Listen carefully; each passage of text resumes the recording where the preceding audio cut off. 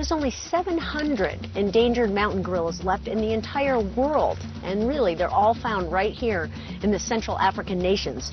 But there's about 360 of them in the mountain ranges which we're in right now. So we're on our way to find 14 of them.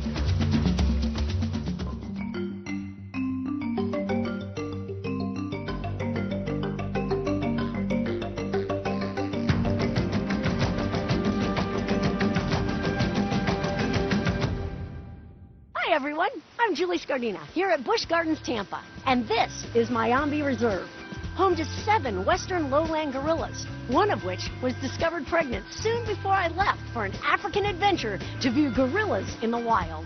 Back in 1999, I visited the Central African Republic in search of lowland gorillas. And even though we discovered footprints and food, I never actually saw the gorillas. So recently, when I had the opportunity to visit Rwanda, I jumped at the chance to return to Africa, this time to visit the very endangered mountain gorillas. In the next 30 minutes, you'll witness several life-changing events as we follow the emotional story of Kashina through her pregnancy and explore all that it takes to prepare for a new baby at Myombe. And you'll join me on my journey deep into the Rwandan forest to see if I'm successful on my second attempt to find gorillas. All this and a whole lot more coming up right now in this episode of Saving a Species, The Gorilla Story.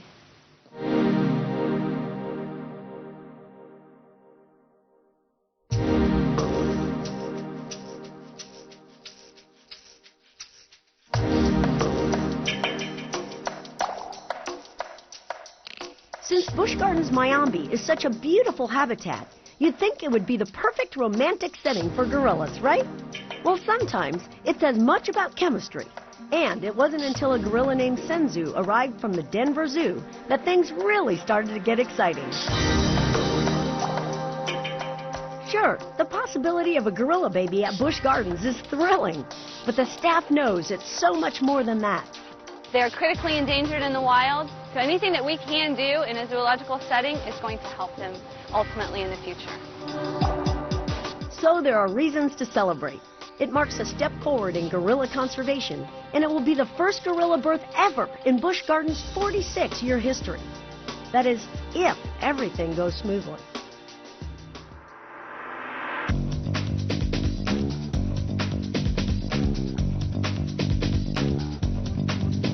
In the medical area behind the scenes at Myombe, Dr. Ray Ball leads Kashina's extraordinary veterinary team. They're all aware that a gorilla birth in a zoological park is quite remarkable. It's not a very common event at all, so it's quite noteworthy in general for the species, and it is our first here at Busch Gardens, so we're all very excited and anxious to see this come out well. The gestation period, or length of pregnancy for a gorilla, lasts 8 to 8.5 months. Adult female gorillas, although smaller than males, are still big, weighing on the average of around 200 pounds. Plus, they're strong. From the very beginning, Kashina and her keepers work with each other to make sure Kashina stays healthy and comfortable, while both she and the staff remain safe. We first saw some breeding with Kashina around April 11th, and 2 weeks after that we followed up with an over-the-counter pregnancy test that you would find at just a regular local pharmacy. After that, we verified it a couple more times, and then we started the ultrasound training. Kashina's ultrasounds are done on a completely voluntary basis. On cue, she climbs the mesh and presents herself for these important medical exams.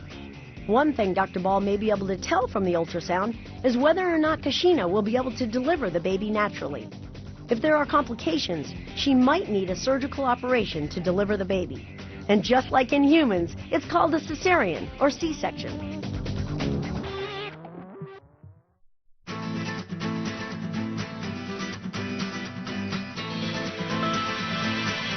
We really couldn't see anything until she was about 6-8 weeks into her gestation. And we wanted to try to follow it the best we could and see if there was anything we needed to do to help us plan for a cesarean, a natural birth, or just something to help her along. So we've been doing it on a sort of an infrequent basis just to see, one, that she's still pregnant, if we can get an idea of the size of the baby, and just, get an overall assessment to make sure everything's going along well. Making sure all is going well during the pregnancy is certainly important. That little circle right there, yeah, that's probably part of the baby. But the team is uncertain how Kashina will react to the baby after it's born. So learning how to be a good mom becomes a big part of Kashina's training. After all, gorilla babies are still babies. They are very tiny in comparison, especially to human babies. They're only about 3 to 4 pounds. Since baby gorillas are completely dependent on their mothers until they're at least 6 months old, the bond between mom and baby is crucial. So the team invents some creative techniques to teach Kashina how to care for her newborn. These are stuffed gorillas that we're planning to use for Kashina's training. What we're going to do is we wanted to use an object that looks similar to a gorilla baby. That way she can get used to seeing it, bringing something up to the mesh, presenting a bottle to it in case we do have that worst case scenario. We have a vest that we wear around, so she sees me holding that baby venturally whenever I'm working with her. They learn from visual. So we're hoping by her watching me carry the animal around that she will learn how to carry her baby around.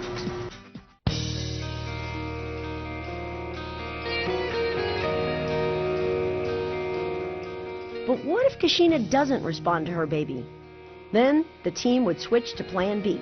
Of course, we would hope that Kashina is a great mom and does everything that she needs to do and raises it wonderfully. Worst case scenario would be she's not interested in it at all, and then we would have to step in and start caring for it until we were able to put it back with her. There's a lot of preparation for after the baby's born, but first we have to get through the pregnancy.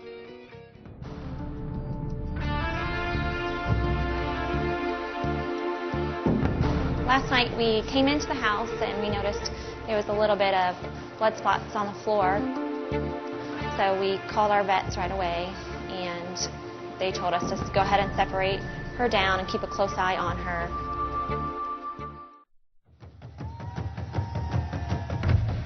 Well, we've been hiking now for about an hour. Have seen some signs, a little poop back there on the road, but the guides are going up forward and to see if they can find exactly where the gorillas are. So we're keeping our fingers crossed. Stay with us.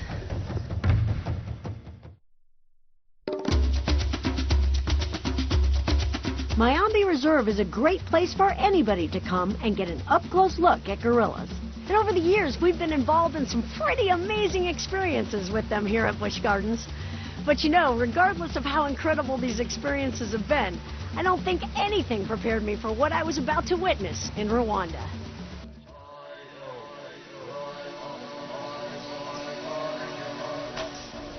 Gorilla poop. Great sign that the gorillas have been here. And definitely they're vegetarians. Gorillas are members of the great ape family, which is comprised of 2 primary species, eastern gorillas and western gorillas. The eastern gorilla is made up of 2 subspecies, the eastern lowland gorilla and the mountain gorilla. And the western gorilla's 2 subspecies are the western lowland gorilla and the cross river gorilla. Gorillas are found in rainforests, swamps, or in the case of mountain gorillas, the higher altitudes of Central Africa. Our journey starts here in Rwanda. And after my unsuccessful search for gorillas a few years ago, I'm filled with anticipation. Our guide, Anna Klett, preps us on the limited amount of time we have. The maximum time we have to spend with the gorillas is only 1 hour. This is because we want to give them time to deal with their daily or usual activities, like looking for food. If they need to copulate, they will have time, because these gorillas, they are used to people. They can even stay with us the whole day. They don't mind. But staying with people the whole day will not be good for them, because they will forget what they have to do, which is not good for the conservation. So we head into the forest to look for gorillas. But I just have one minor concern. Will we see stinging nettles on the way, or not until we kind of get right near the gorillas?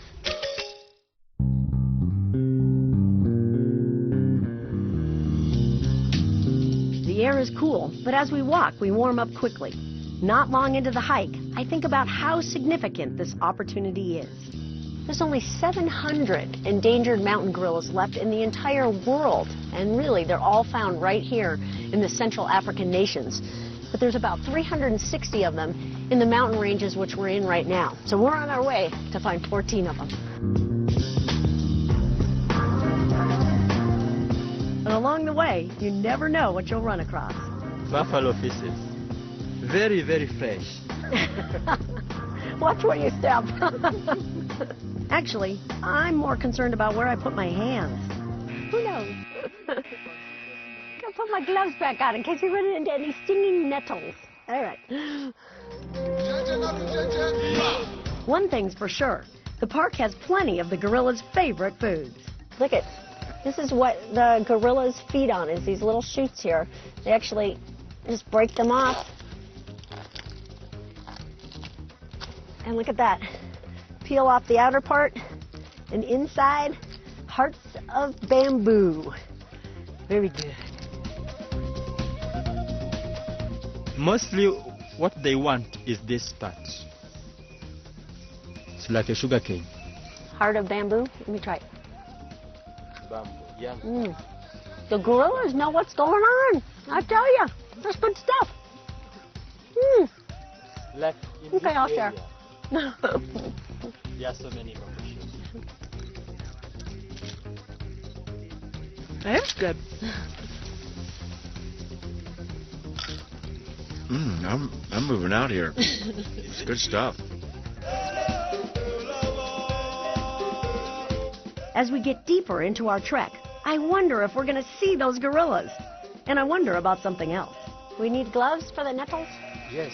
Okay, keep them on. I guess I'm just thinking about the nettles there. Anaclet believes we're getting closer to the gorillas. And as we start a steeper climb up the mountain, suddenly he does something that really touches me. You're actually asking the gorillas? Yes. Okay. That we are coming, we are approaching. May we enter? And what if they say no? What happens? If they say no, they can. They don't want. Okay. And But if they they say don't yes? reply, they will Okay. keep quiet. Okay. Wow. They ask permission. That is so cool. Maybe that's what we didn't do on my 1999 trip. Because today, asking permission gives us great results.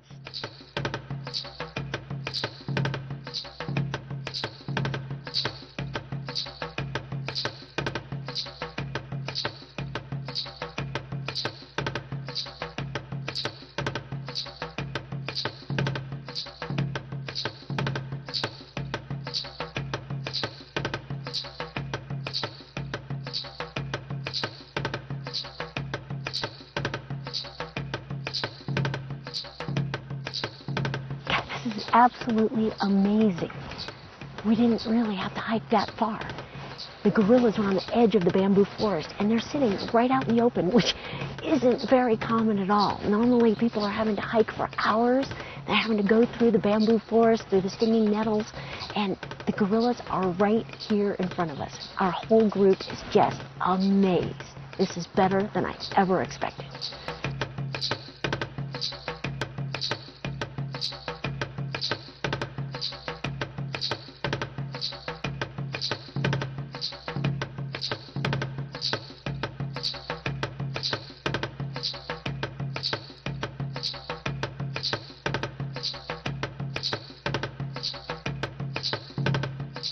The silverback is 5 yards in back of me right now. He is the largest male of this group. And look at this, the baby is crawling up right in front. I've got to move out of the way because the baby is coming right up to us. The silverback is very protective of the group, and he will actually fight to the death in order to protect them. So that's why we're staying out of the way.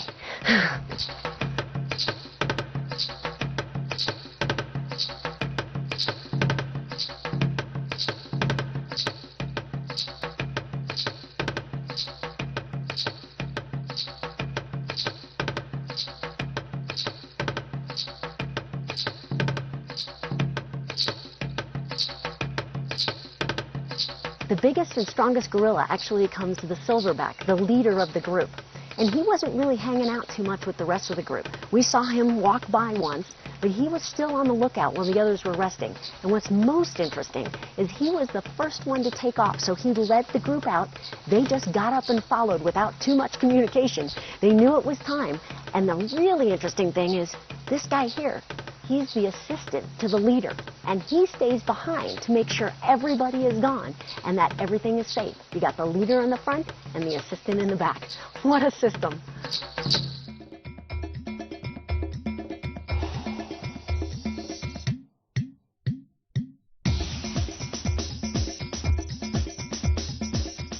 After a very quick hour, it's time to head back to camp. Thank you very much. As long as you are within the country, I'm sure you will be discovering many things from Rwanda. Thank you. Thank you. Oh my gosh, this was incredible. Never expected it to be this good. Thank you. And the rest of the group shares my enthusiasm. It's just life-changing in the sense that you have a total appreciation for wildlife and the need to conserve. As a photographer, you want to see at least an eye or nose or something like this. Heck, we come out here today and they're in broad daylight. And they were kind enough to share an hour of their lives with us. It was insane. It was absolutely insane. I never thought in a million years I'd ever get that close to a gorilla. It doesn't get any better than this. Even Anna Klett, who sees the gorillas every day, still appreciates them at the deepest level. I love animals. I love gorillas. I love them. I want them to stay there, to increase their number, so that even my children maybe have opportunity to see them in their future. I love them. I love conservation. What an incredible day. A day that none of us would trade for the world. And as it comes to an end, I remember something that struck me when I was watching the gorillas. Something back home that I have to look forward to. When I see these babies, I think of Kashina, who's pregnant right now at Busch Gardens, Tampa Bay. We're all waiting. We're doing everything we can to make sure it's a healthy and successful birth. Okay, I finally found why we're actually wearing the gloves. These are stinging nettles. And if they get on your skin, they actually burn. And it doesn't go away for quite a while. So that's why we were told to wear the gloves. They're right here in the area of the gorillas.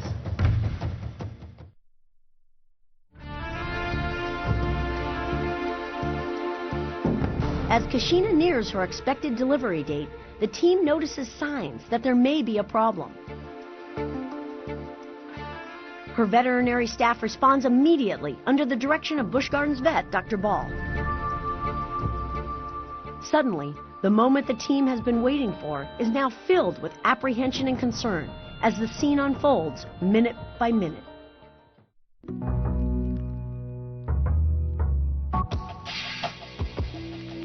Quickly, Kashina is prepped for an ultrasound to determine the severity of the problem.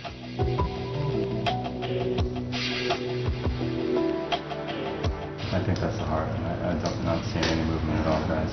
I'm not seeing the baby move. But then there's movement. Right down there. Nope, I think. Yep. There's something going. I'm just gonna try to count that.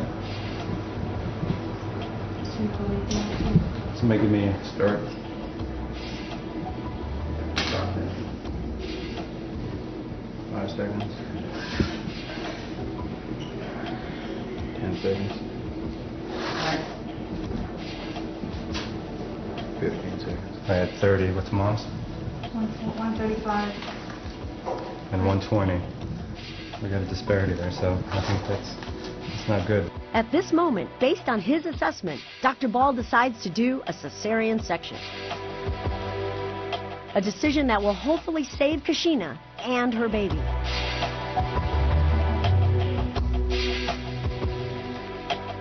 Preparations are made to do surgery in the OR.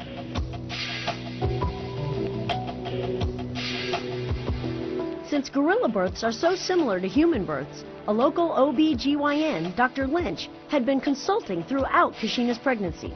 So now she joins the surgical team as they work to deliver the baby. 4,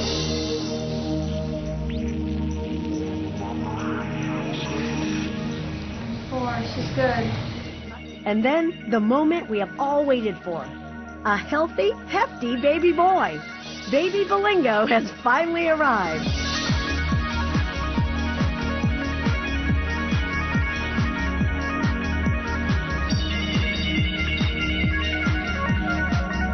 The team is elated as mom starts on her course of recuperation and baby starts a whole new life. I know it happens all the time on a daily basis all over the world. Babies are born, gorillas are born, the chimps are born, but to just be there and be able to witness the C-section and have this baby, almost 5-pound gorilla, come out, and he was alive and everything was going to be okay. It was just very, very hard to explain, other than just the most exciting thing I think I've ever done, even giving birth to my own children. One major hurdle is overcome, but another is on the horizon. Remember all the training that went into preparing Kashina to be a good mom? Well, we hope it works, but only time will tell.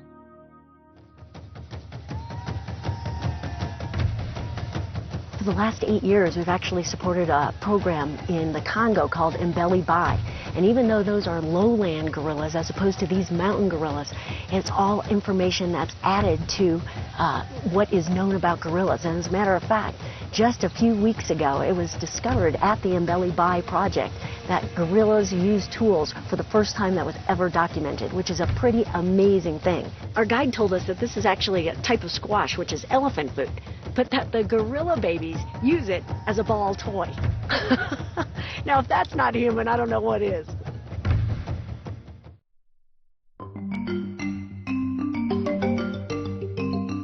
So just how big is it to have baby Belingo born at Busch Gardens? Absolutely huge for us. This is the first gorilla birth at Busch Gardens in Tampa, so we've been waiting for this for quite a long time. So as you can tell, everybody's really pumped up. We've had the veterinary staff and the zoological keeping staff, the animal care staff, totally involved with it the whole time. So finally, we get to see the baby, and the baby's here, and it's nice and healthy, and we couldn't be happier. In the 10 days it took Kashina to recuperate from giving birth, the Busch Gardens team cared for Belingo 24/7, all the time wondering, how risky is it to introduce Kashina to her newborn son?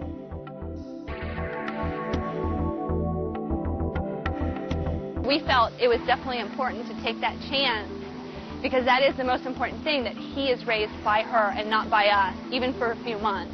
Knowing how significant the mother-baby bond is, it was important to reunite Kashina with Belingo.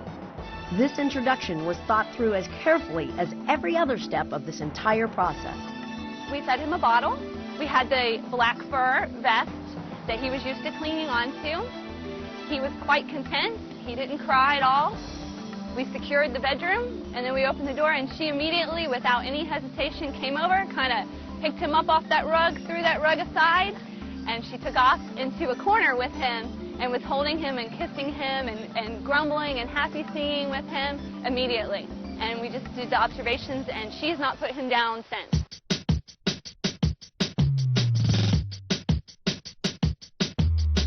And that's a good thing, since gorilla babies stay close to their mothers until they reach 4 to 5 years of age. This relationship is instrumental in the well-being and healthy development of young gorillas. Dr. Chris Whittier knows the reverse side of this all too well. As a field veterinarian with the Mountain Gorilla Veterinary Project in Rwanda, he sees the results of orphan gorillas firsthand. But the mutual benefits of information shared between programs like MGVP and zoological parks is apparent to Chris. We're very fortunate with this wild population because so much is known about gorilla medicine from zoos. So, we have the basic anesthesia protocols, and we have some idea of what normal blood values are and all of those sort of things. So basically the veterinary medicine that's been done with zoo gorillas is a very good starting point for us. And yeah, there are some subtle differences with these gorillas, but not a lot. In return, information from programs like the Mountain Gorilla Veterinary Project may lead to techniques that help preserve this extremely endangered animal. Threats such as habitat loss, hunting them for bushmeat, or poaching the parents in order to abduct the babies remains a challenge. Believe it or not, snares like this are still being used to trap wild gorillas. orphans are still found. And that's how Chris came to know this eastern lowland gorilla, a 3-year-old male that had been taken from his family and was malnourished and traumatized. Chris hopes to rehabilitate him and return him to a family group when he's older. But there are some bumps in the road. You know, a lot of people imagine that it must be, great to have a baby gorilla in the yard. And yeah, sometimes it's great, but it's also, it's an animal that shouldn't, be living in the yard. And he's quite a handful. He's almost 70 pounds now. And he's probably stronger than I am. I liken him to, a 3 to 5-year-old child that's as strong as a 30-year-old man. So he's quite a handful.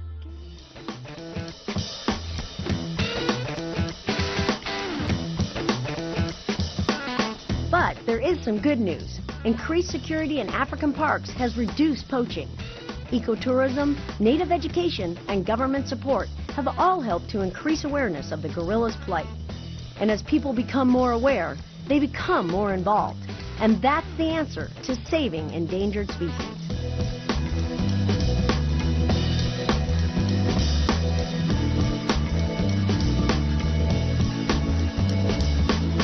Back in the U.S., we can do our part in conservation through education. And today, Kashina and Bolingo are doing great and can be seen at Mayombe Reserve. Kashina is a doting and caring mother, and Bolingo is exploring his new environment from a perfect vantage point. They play a big role in educating guests about gorillas, and what we learned from Bolingo's success story can be shared to help other zoological parks. I am in the middle of working on a paper to hopefully present at the AZA conference, and we want to talk about what worked for us with Kashina. So hopefully other facilities can take what we've used with her, and maybe if they need the same situation, they can use some of the same things. From Africa to America, we work together to save one species, because all of them are crucial to the health of our planet. I think it's safe to say that if the gorillas weren't part of this forest, there would be much less interest in protecting it for the other animals, and the whole ecosystem would suffer.